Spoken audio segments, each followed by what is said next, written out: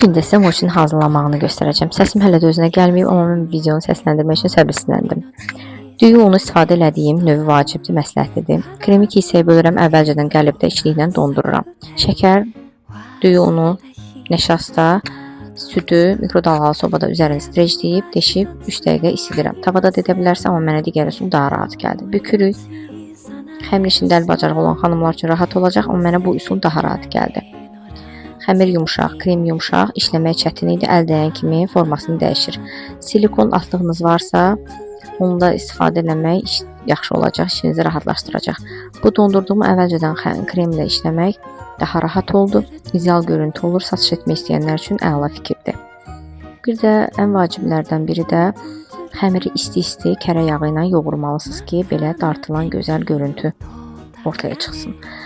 Resept standart hər yerdə nəzər salsaq var. 20 qram, 30 qram fərq etməz düşünürəm.